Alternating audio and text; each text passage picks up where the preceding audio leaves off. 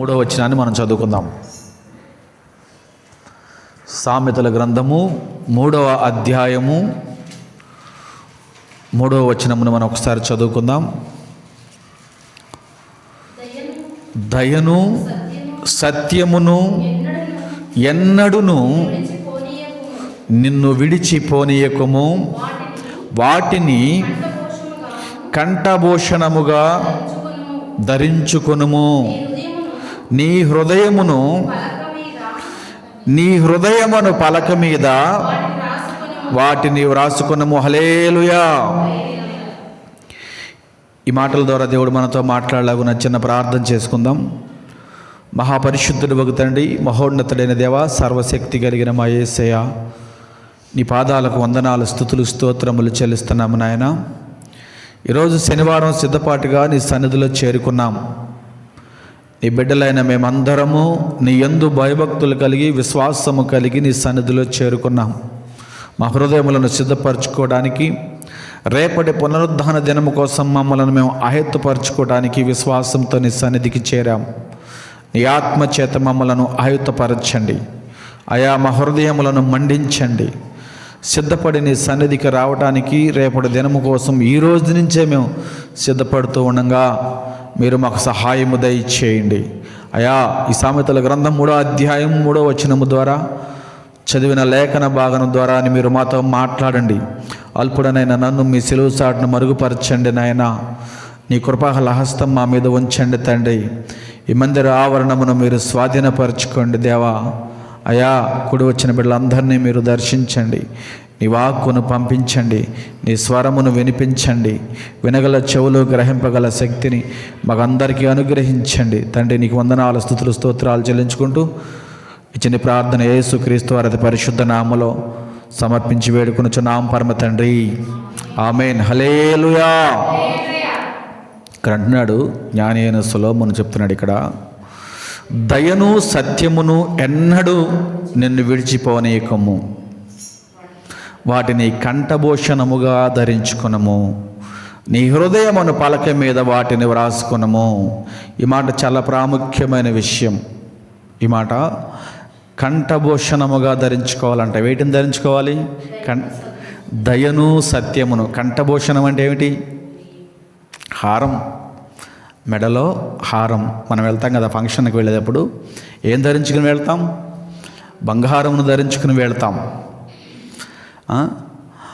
అంటే మనం వెళుతున్న ప్లేస్లో అందరికన్నా మనం తక్కువ కాకూడదని, వాళ్ళకంటే మనం ఏమాత్రమో ఎందులోనూ తక్కువ కాకూడదని మనం ఏం చేసుకుంటామంటే మనకున్న బంగారాన్ని చక్కగా ధరించుకొని మనం పెళ్ళిళ్ళకి, ఫంక్షన్లకి వెళ్తూ ఉంటాం. ఇక్కడ ఈయన అంటున్నాడు, దయను సత్యమును ధరించుకోండి అంటున్నాడు. అది మనకి అలంకరణ అంట. ఒక క్రైస్తవుడికి అది అలంకరణ. అంటే బంగారం ధరించుకోవద్దని ఇక్కడ చెప్పట్లేదు, కానీ దానివల్ల ధరించుకున్న మనకేం ప్రయోజనం లేదు, ఉపకారము లేదు, అపకారము. కొన్నిసార్లు అపకారం ఉంటుందండి, ఖచ్చితంగా ఉంటుంది అపకారం.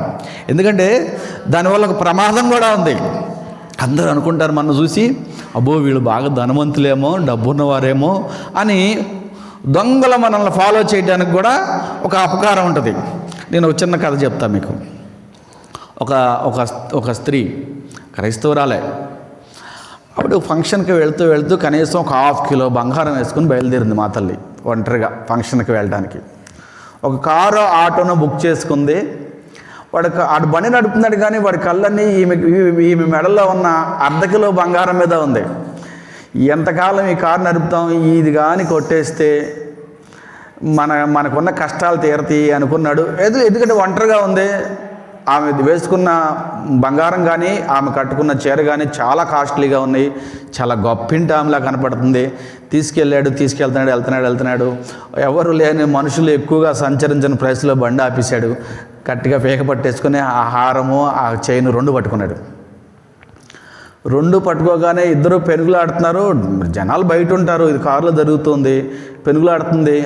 ఆ పెనుగులాటలో కొంచెం మెడ కూడా కట్టయింది, కొంచెం రక్తం కారుతా. అయినా వాడు వదలతలా, ఈమె వదలతలా, ఆమె వదలతలా, ఈమె వదలతలా. ఇద్దరు పట్టాడుకుంటా ఉన్నారు. ఇక ఆవిడకి అర్థమైపోయింది, వీడు వదిలేదట్లేడు ఎట్టి పరిస్థితిలో. ఇది ఇది విడిచిపెట్టేస్తే కానీ మన వదలడం అనుకుంది. నెమ్మదిగా అది తీసి వదిలేసింది. ఆడు మాత్రం ఆ హారాన్ని ఆ చైన్ని రెండు పట్టేసుకున్నాడు. ఎప్పుడైతే పట్టేసుకున్నాడో ఈమెను వదిలిచేసుకుంది. ఆ కారుతున్న రక్తం నుంచి మెడతోనే ఆ డోర్ తీసుకుని బయటకు వచ్చేసింది. ఈవిడ బయట రాగానే ఆడు కారు వేసుకుని పారిపోయాడు. అందరూ 10 మంది గుమ్ముకూడారు.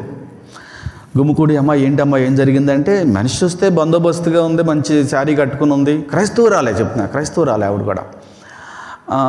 మెడ మీద రాకుందనగానే వాళ్ళకి అర్థమైపోయింది, ఇక్కడ సీసీ కెమెరాలు ఉన్నాయి, మొత్తం చెక్ చేద్దాం, నువ్వేం బాధపడకు, నీ బంగారం ఎట్టిపోదు, వాడి కార్ని పట్టుకున్నాం, వాడిని పట్టుకుందామంటే పోతే పోయిందిలే ముందు బతికానంటుంది. వాడు పోతే పోయేళ్ళు నేను బ్రతికాను చాలా అంటుంది ఆవిడ. లేదు లేదు వదలటానికి లేదు, వాడు నీ దగ్గర ఎంత బంగారం ఉంటే మాత్రం ఎంత గొప్పగా ఉంటుంది, చాలా ఎక్కువగా ఉంటుంది నీకు, ఆడు నిన్ను పట్టుకునేది లేదనగానే ఆవిడ నవ్వుకుంటా ఉంటుందంటే అదంత పిచ్చి బంగారం లేకపోతే పోయింది, పోతే పోయింది, పిచ్చి బంగారం ప్రాణం తగులుపెట్టాడు నన్ను చాలా. దేనికంటే ఒక్కొక్కసారి ఈ పిచ్చి బంగారం కూడా మన సమస్యలకు నెట్టేస్తుంది, ప్రాణాపాయకరమైన పరిస్థితిలో తీసుకెళ్ళిపోతుంది. కానీ దేవుడు అంటున్నాడు ఇక్కడ సొలొమోను ద్వారా, అయ్యా సత్యమును దయను నువ్వు నీకు ఉన్న ఆభరణాలుగా ధరించుకుని నువ్వు వెళ్ళినట్లయితే అవేం చేస్తాయంట, వెళ్ళటం మాత్రమే కాదు వాటిని ఎన్నటికీ విడవమాకయ్యా, అవి నిన్ను ఆ వాటి చేత నువ్వు అలంకరించుకో, అవి నిన్ను కాపాడుతాయి అంటున్నాడు. కింద వచ్చిన అలా ఉంటుంది. అప్పుడు దేవుని దృష్టి యందును మానవుల దృష్టి యందును నీవు దైనంది మంచివాడు అని అనిపించుకుందువు. మనము ఈ లోకంలో దేవుని దృష్టిలో మంచివాడుగా అనిపించుకోవాలన్నా, మానవుల దృష్టిలో మంచివాడుగా అనిపించుకోవాలన్నా మనం అలంకరించుకోవాల్సిన అలంకరణలు ఏంటంటే, అవి కంఠాభూషణలు ఏంటంటే దయను సత్యమును అని వాక్యం చెప్తూ ఉంది. మరి కిందకు వచ్చేప్పటికీ అదే 3వ వాక్యంలో అంట కదా, హృదయం అనే పలక మీద వాటిని వ్రాసుకోనుము అంటున్నాడు. కంఠాభూషణములుగా ధరించుకోండి, హృదయం అనే పలకల మీద వాటిని వ్రాసుకోండి అంటే మనం ఇక్కడ గమనించాలి. అంటే మనం పైకి భక్తిపరులుగా, పైకి దయ కలిగిన వాడిగా, పైకి సత్యవంతుడిగా మనం నటించినంత వలన అది దేవుని దయను మనం పొందుకోలేం, కానీ మనుషుల దయను మనం పొందుకోలేం. కానీ వాటిని హృదయం అనే పలక మీద ఎక్కడ కనపడుద్దండి? అది అసలు హృదయం ఎక్కడుందో కనపడదో, ఆ పలక ఎక్కడుందో కనపడదో, దాని మీద మనం ఏం రాస్తాం? ఎంత కష్టం, అది కష్టమైన పని. అది కనపరుస్తాం, అది కనపరుస్తాం. అంటే ఇక్కడ వేషధారులు కూడా ఉండాలంటున్నాడు దేవుడు. అంటే పైకి మంచిగా కనిపిస్తూ, పైకి మంచిగా నటిస్తూ ఉన్నంత మాత్రాన దేవుని ఉద్దేశాలు మన ఎడలు నెరవేరబడవు. కానీ హృదయం అనే పలక మీద మనం రాసుకున్నట్లయితే,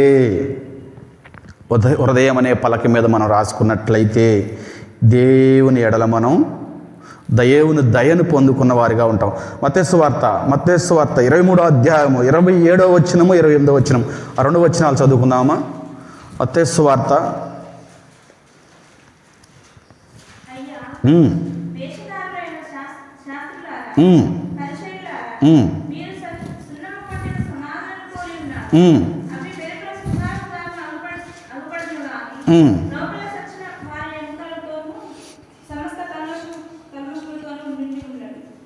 అయ్యా వేషధారులైన శాస్త్రులారా, పరిచయులారా, వాళ్ళు ఎవరితో పోలుస్తున్నాడంట?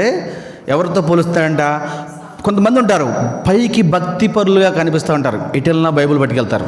అది ఎక్కడ ఉంటుంది అంటే సంకలోనే ఉంటుంది. ఏ రోజు తీసింది లేదు, తెరిసింది లేదు, సంకలో ఉంటుంది. వాళ్ళకేంటి అంటే బైబిల్ మనతో ఉంది అంటే తప్పని నేను అంటలేదు సుమా. కొంతమంది తల కింద పెట్టి పడుకునే వాళ్ళు కూడా ఉన్నారు, బాగా నిద్రపడద్దని, పిచ్చి కళ్ళు రావని. లేరంటారా? అలాంటి వాళ్ళు కూడా ఉన్నారు. దానివల్ల ఏం ప్రయోజనం ఉండదు. అది పరిచయుల భక్తి. సున్నం కొట్టిన సమాధుల వలె ఉంటామంట, అది పరిచయుల భక్తి. దేవుని వాక్యమును మనం చదవాలి, అర్థం చేసుకోవాలి, ధ్యానం చేయాలి. పేజీలు చదవటం కాదు. 2 వాక్యాలు తీసుకుని, అయ్యా ఈ మాటల ద్వారా నాతో ఏం మాట్లాడతావు, ఈ మాటల ద్వారా నాకేం బోధించాలనుకుంటున్నావు అని అడిగినప్పుడు మాత్రమే. కానీ సంకలో పెట్టుకుని వెళ్ళినా, తల కిందేసి పడుకున్నా, ఇది ఎలా ఉంటామంట మనుషులకు కనపడవలనని, మనం క్రైస్తవులు అని మనుషులకు కనపడవలనని వీళ్ళు దేవుని బిడ్డలు, పరిశుద్ధుడైన దేవుడి బిడ్డలు. నేను అనుకుంటాను అప్పుడప్పుడు అసలు దేవుని సువార్తకి మనమే చాలా వరకు 90% మనమే అడ్డుగా ఉంటాం. ఏ హిందువుని అడిగినా వాడు అతను ఏమంటాడు తెలుసా? దేవుడు గొప్పవాడయ్యా, సర్వశక్తి కలిగిన దేవుడయ్యా, కానీ దేవుని ఆరాధించేవాళ్ళు, దేవుణ్ణి బోధించేవాళ్ళని నమ్మలేమయ్యా అంటారు వాళ్ళు. మనం ఎందుకంటే సున్నం కొట్టిన సమాధుల వల్లే ఉంటాం. పైకి తెల్లగా ఉంటాం, తెల్లటి వస్త్రాలు ధరించుకొని ఉంటాం, తెల్లటి వస్త్రాలు. వాళ్ళు ఏమంటారంటే శాస్త్రులు పరిచయులు అంటున్నాడు. ఈ శాస్త్రులు పరిచయులు ఏం చేస్తారంటే, నీకు తెలుసో తెలీదో, ఇప్పటికి కూడా అంట శుక్రవారం సాయంత్రం నుంచి శనివారం సాయంత్రం వరకు వాళ్ళు ఏ పని చేయరు. విశ్రాంతి దినాన్ని పక్కాగా పాటిస్తారు. సోంపులో 10వ భాగం, ఆవాల్లో 10వ భాగం, సోంపులో, పుదీనాలో, జీలకర్రలో, అన్నిట్లో వాళ్ళు ఆచరించినంత భక్తి వాళ్ళు ఆచరిస్తున్నామని కనపరచడం కోసం, ఎదుటివారికి తెలియపరచడం కోసం ఎక్కువ ప్రయత్నం చేస్తారంట. మిగతా 5 రోజులు లోకంలోనే ఉంటారు. వాళ్ళు ఇష్టానుసారంగా బ్రతుకుతారు, లోకానుసారంగా బ్రతుకుతారు. ఆ రోజు మాత్రం బహిరంగంగా మేము దేవుని బిడ్డలం, దేవుని ఆరాధనకు వెళ్తున్నాం, అన్ని పనులు మానేసాం, మేము అన్నీ పక్కన పెట్టేశాం, ఈరోజు శుక్రవారం సాయంత్రం నుంచి శనివారం సాయంత్రం వరకు మేము ఆరాధన చేస్తామంటా ఉంటారట. వాళ్ళు అంటున్నాడు, వేషధారులారా, సున్నం కొట్టిన సమాధులు, మీరు పైకి భక్తి పరులుగా కనపడుతున్నారు కానీ లోపల చచ్చిన వారి ఎముకలతోనూ సమస్త కల్మషముతోనూ నిండి ఉన్నది అంటున్నాడు ఆయన. 27వ వచనము, మత్తయి సువార్త 23వ అధ్యాయం. అలాగే మీరు వెలుపల మనుష్యులకు నీతిమంతులుగా 8వ వచనం, 28వ వచనం. అలాగే మీరు వెలుపల మనుష్యులకు నీతిమంతులుగా కనపడుచున్నారు కానీ లోపల వేషధారణతోనూ అక్రమముతోనూ నిండి ఉన్నారు. మీరు పైకి భక్తిపరులుగా ఉన్నారు. అది ఎక్కడి నుంచి వస్తుందంటే అలంకరణ ద్వారా వస్తుంది. పైన అలంకరణ ద్వారా మనం బాగా క్రైస్తవులు అని కనపడటం కోసం, నీతిమంతులు అని కనపడటం కోసం, జాలి కలిగిన వాళ్ళు అని కనపడటం కోసం, సత్యమంతులు అని కనపడటం కోసం, దయ మాకున్నదని తెలియపరచడం కోసం కనపరుస్తూ ఉంటాం. ఆయన అంటున్నాడు, మీరు మనుషుల దగ్గర కనపరచడం కాదు కానీ, ఆయన అంటున్నాడు, మీ హృదయం అనే పలక మీద కానీ మీరు రాసుకున్నట్లయితే, దయను సత్యమును హృదయము అనే పలక మీద కానీ మీరు రాసుకున్నట్లయితే అవిటెన్నటికి చెరగవంటున్నాడు. ఇప్పుడు మనం అనుకుందాం, మన మందిరంలో కొన్ని వాక్యాలు రాశాం.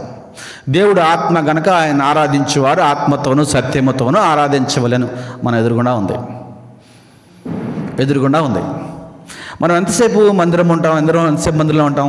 1 గంట ఉంటాం, 2 గంటలు ఉంటాం, 2.5 గంటలు ఉంటాం. ఏ రోజైనా సరే, శుక్రవారం కావచ్చు, శనివారం కావచ్చు, ఆదివారం కావచ్చు, 2.5 గంటలు 2 గంటలు ఉంటాం మనం. ఆ తర్వాత పరిస్థితి ఏమిటి? ఆ వాక్యం మన ముందు కనపడదుగా. అది కనపడినంతసేపు మనం ఆరాధన చేస్తున్నాం ఆత్మతో సత్యముతో, ఎందుకంటే అది మనకు కనిపిస్తుంది కాబట్టి. తర్వాత పరిస్థితి ఏంటి? తల కింద బైబిల్ ఉంటేనో, సంకలో బైబిల్ ఉంటేనో సరిపోద్దా అనుకుంటే, ఆయన అంటున్నాడు, హృదయం అనే పలక మీద మీరు రాసుకున్నట్లయితే. ఎక్కడ రాసుకోవాలంట? హృదయం అనే పలక మీద. మనం ఎక్కడ రాసిన ఈ శరాలు ఒక రోజు చెరిగిపోవచ్చండి. పలక మీద రాస్తే పలక పగిలిపోవచ్చు, గోళ్ళ మీద రాస్తే చెరిగిపోవచ్చు, ఇంకుతో రాసినవి చెరిగిపోవచ్చు. కానీ హృదయం అనే పలక మీద రాస్తే మన జీవితకాలం అంతా, ఈ లోకంలో మనం జీవిస్తున్న జీవితకాలం అంతా కూడా ఆ వాక్యం ఎక్కడికి వస్తుందంటే మనతో పాటు పరలోకానికి వస్తుంది. మనని పరలోకానికి తోసుకెళ్ళద్దు, బలవంతంగా తోసుకుంటూ బలవంతంగా తీసుకెళ్ళద్దు. అందుకే ఆయన అంటున్నాడు, హృదయం అనే పలక మీద మీరు ఆ దయను సత్యమును ఎన్నటన్నటికీ విడిచిపోకుండా ఉన్నట్లు కంఠాభూషణముగా వాటిని ధరించుకోండి అంటున్నాడు. అలాంటి ఒక వ్యక్తి ఈరోజు మనం చూద్దాం. ఈ సత్యము, దయ, ఈ రెండు ఎక్కడుంటాయంటే ఒక దగ్గరే ఉంటాయి. ఎప్పుడైతే మనం సత్యములో ఉంటామో దానితో పాటుగా ఒక దయ ఉంటుంది. సత్యములో ఉన్నప్పుడు యేసుక్రీస్తు మనలో ఉంటాడు. నేనే సత్యం అంటాడు. కాబట్టి ఆయన ఎప్పుడైతే మన హృదయాల్లో సత్యము మన హృదయం అనే పలక మీద లిఖించబడిందో రాసుకున్నామో అప్పుడు ఆటోమేటిక్గా దయ అనేది మన నుంచి బయటకు వస్తుంది. దయ అనేది మన నుంచి బయటకు వస్తుంది. ఇది నేను ఈ సందర్భంగా మీకు ఒక విషయాన్ని చెప్పాలనుకుంటున్నా. ఎందుకంటే మొదటి రాజుల గ్రంథము 3వ అధ్యాయము 16వ వచనాన్ని మనం ఒకసారి చూస్తే మీకు అందరికీ తెలిసిన విషయమే. ఇది మీరు చాలాసార్లు వినే ఉంటారు, చాలాసార్లు చదివి ఉంటారు. మొదటి రాజుల గ్రంథము 3వ అధ్యాయము 16వ వచనాన్ని మనం చూస్తే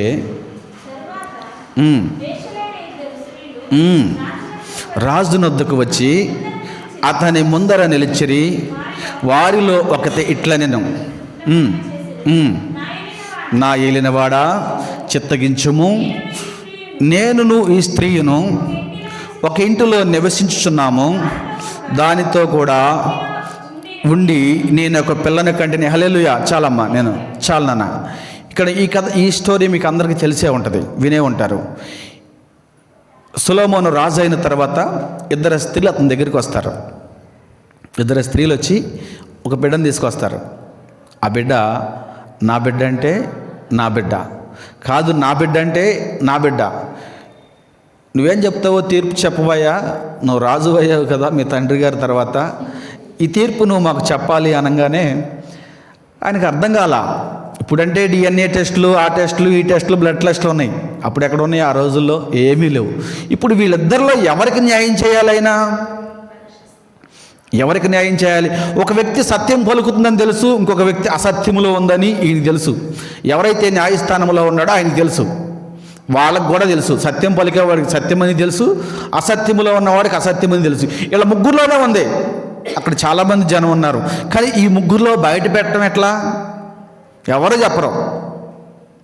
ఈయనగా తెలియదు, న్యాయస్థానంలో ఉన్న ఆయనకి తెలిసిన ఆవిడేమో చెప్పదు, చెప్పే ఆవిడ మాట వినరు. 3 సమస్యలు ఉన్నాయి ఇక్కడ. ఈ 3 సమస్యలను పరిష్కరించడానికి ఆయన చేసింది ఏమిటి తెలుసా? అయ్యా మీరు పని చేయండి, ఒక కత్తిని తీసుకురండి, 2 ముక్కలు చేద్దాం. ఎందుకంటే 2 తల్లులకి బిడ్డ కావాలంటున్నాడు, నా బిడ్డ అంటే నా బిడ్డ అంటున్నారు. కాబట్టి 2 తల్లులకి చెరువు ముక్కిచ్చేద్దాం అనగానే అసలైన తల్లి అందేమని తెలుసా? అయ్యా నా బిడ్డను చంపడానికి వీల్లేదు, ఆమెకి ఇచ్చేయండి అంటే. 2వ బిడ్డ ఏమని తెలుసు? దాని బిడ్డ అయితే కదా, చంపేసేయండి, ఏమైనా పర్లేదు, నా మొక్క నాకు ఇచ్చేస్తే తన మొక్క దానికి ఇచ్చేయండి. చూసారా?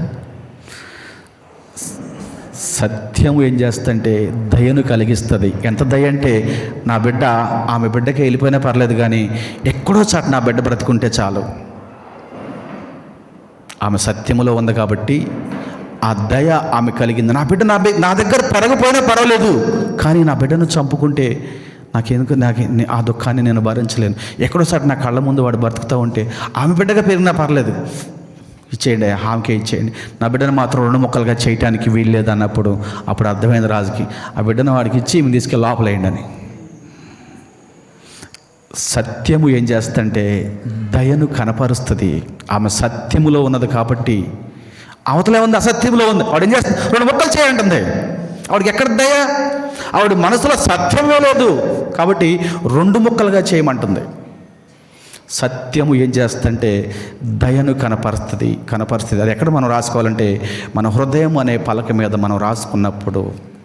అంతేగాని సంకల్లో పెట్టుకున్నప్పుడు, తల కింద పెట్టుకున్నప్పుడు మన వేషధారుల వలె, సున్నం కొట్టిన సమాధుల వలె మనం ముందుకు కొనసాగుతున్నప్పుడు కాదు. కానీ ఎప్పుడంట మన హృదయం అనే పలక మీద మనం రాసుకున్నట్లయితే మనం ఇంట్లో కూడా సత్యంగానే ఉంటాం, బయట సత్యంగా ఉంటాం, ఎక్కడికి వెళ్ళినా మనం ఒక ప్రత్యేకించబడిన వారిగా ఉంటాం. అప్పుడు ఏం జరుగుద్దంటే, ఇందాక మనం చదువుకున్న వాక్య భాగంలో, అప్పుడు మానవుల దృష్టి యందును దేవుని దృష్టి యందును నీవు దయనుంది మంచివాడు అని అనిపించుకుంటావు. మనం మంచివాడు అని అనిపించుకోవాలి అంటే దయను సత్యమును హృదయం అనే పలక మీద రాసుకుని ఉండాలి అని వాక్యం సెలవిస్తూ ఉంది. మరొక మాట చదువుకొని మనం ప్రార్థన చేసుకుందాం. మరొక మాట చదువుకొని,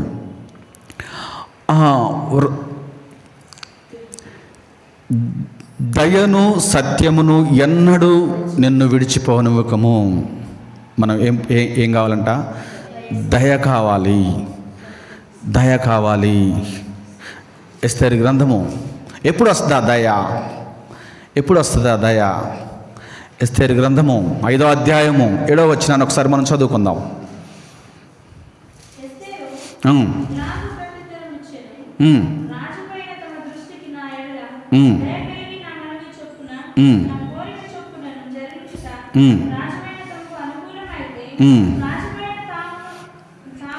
రాజువైన తామును హామానును మీ నిమిత్తము నేను చేయింపబో విందునకు రావలను. రాజువైన తాము చెప్పినట్లు రేపుడి దినమున నేను చేయుదును. ఇదే నా మనవియు నా కోరికయు అనెను. హల్లెలూయా. ఇక్కడ ఎవరి దయ కోసం ఎస్తేరు ఇబ్బంది పడుతుంది? రాజు దయ కోసం. రాజు దయను పొందుకోవాలని. ఎందుకు దయ పొందుకోవాలంటే రాజు 30 దినముల నుంచి కూడా ప్రత్యేకమైన గుడారంలో ఉన్నాడు, ప్రత్యేకమైన రాజనగర్లో ఉన్నాడు. ఒకవేళ ఆయనను కలవాలి అంటే ఆయన అపాయింట్మెంట్ కావాలి. ఆయన అపాయింట్మెంట్ లేకుండా ఒకవేళ ఎవరైనా ఆయన దగ్గరికి వెళితే ఆ దేశం యొక్క చట్టం ఏంటి అంటే, ఎవరైతే ఆయన కోపం వస్తుంది, ఆ కోపం వచ్చినప్పుడు ఆయన చేతిలో ఉన్న రాజదండం ఎవరి వైపు తిప్పుతాడో వాళ్ళ నిర్దాక్షిణ్యంగా సంహరించబడాలి.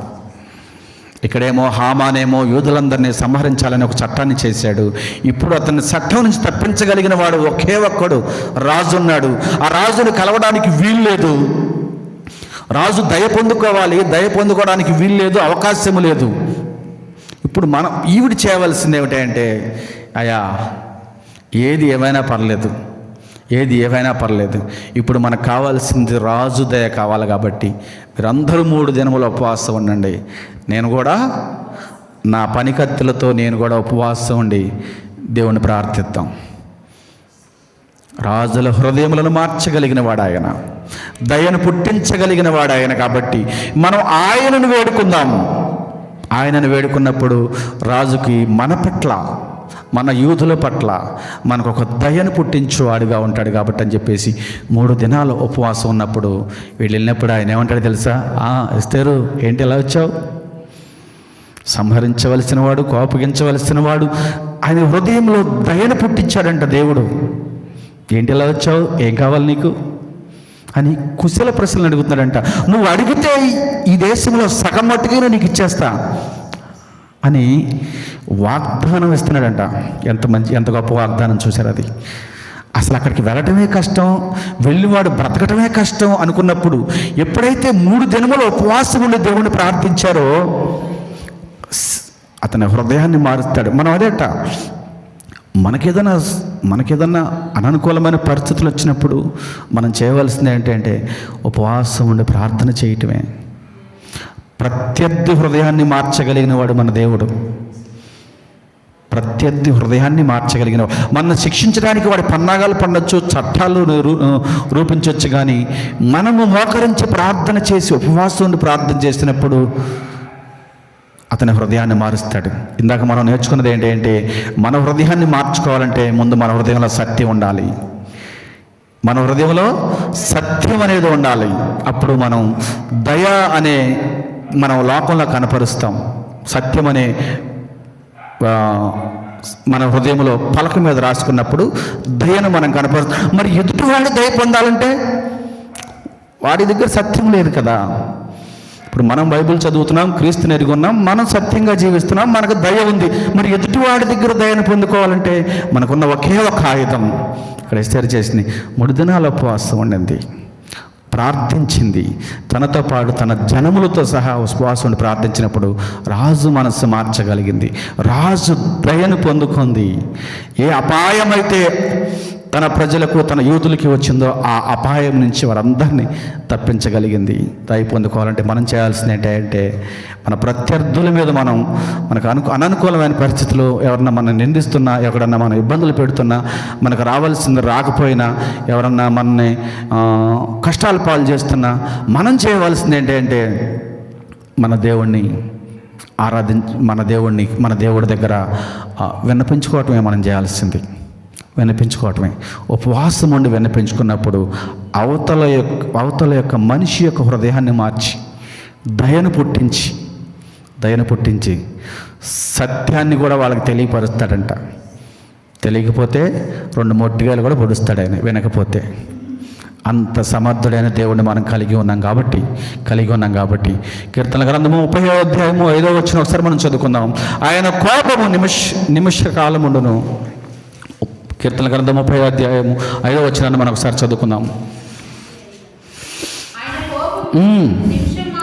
నిమిషం మాత్రముండును, ఆయన దయ ఆయుష్కాలమంతా కూడా ఉండును. దేవుడు ఏం చేస్తాడంటే, ఆయన ఒకవేళ ఎవరన్నా మన మీద కోపపడినట్లయితే, ఒకవేళ దేవుడే మన అవిధేయత వల్ల దేవుని మందిరానికి దూరంగా వెళ్ళిపోతున్నామనో, దేవుని సన్నిధికి రాలేకపోతున్నామనో, మన ప్రార్థనా జీవితాన్ని గడపలేకపోతున్నామేమో అని ఒకవేళ మనం ఏదైనా ఆయన ఎడల మనం తప్పు చేసినట్లయితే, ఆయన ఒక్కసారి ఆయన వైపు తిరిగి ఆయనను వేడుకున్నట్లయితే మనం చేసిన తప్పిదాలన్నీ క్షమించి ఒక్క నిమిషంలోనే క్షమిస్తాడంట. ఆయన ఇచ్చే ఆశీర్వాదాలు మన ఆయుష్కాలం అంతా కూడా మనకి అనుగ్రహిస్తానంటున్నాడు. కాబట్టి మనం మన జీవితాల్లో దయను, సత్యమును ఎన్నటన్నడును విడవక కంఠాభూషణముగా ధరించుకొని హృదయమును పలక మీద వాటిని వ్రాసుకొనిన ఎడల తర్వాత వచనం, అప్పుడు మానవుల దృష్టి యందును దేవుని దృష్టి యందును నీవు దయనుంది మంచివాడువని అనిపించుకొందువు. హల్లెలూయా. మనం ఎవరి దగ్గర మంచివాడు అనిపించుకోవాలంటే, దేవుని దగ్గర మనం మంచివాడిగా మనం ఉండలేకపోతే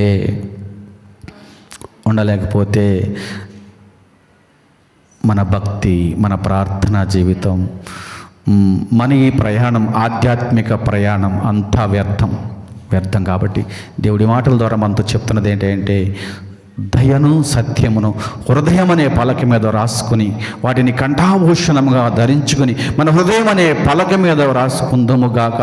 అట్టి కృప దేవుడు మనందరికీ అనుగ్రహించునుగాక. ప్రార్థన చేసుకుందాం. స్తోత్రములు చెల్లిస్తున్నాము నాయన.